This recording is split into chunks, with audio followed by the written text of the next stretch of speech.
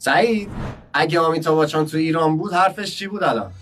نه پدر نه، این کثافت ها زندگیمو رو جهنم کردن. حالا میخوام آتیش این جهنم رو بکنم توی زندگیشون. حالا همینو ترکیشو بیا. توی yok dede yok.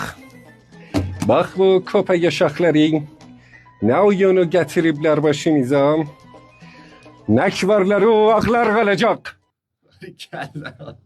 حالا همینو کردیشو بیا. Ne bakanım? Em kurum sağane çapalayı خیوریانه بلا زندگی من طالب دستیانه ولی اشه درد بین پیان درمانی نبی ام هیچو پوچاله تف.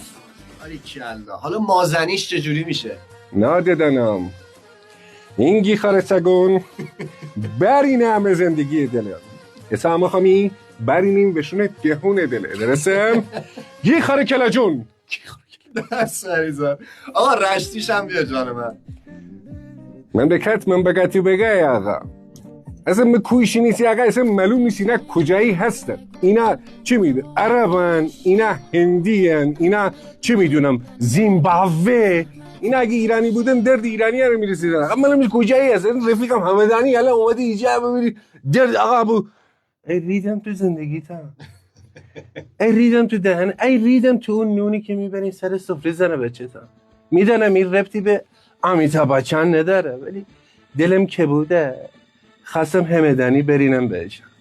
دمت گرم. میکرم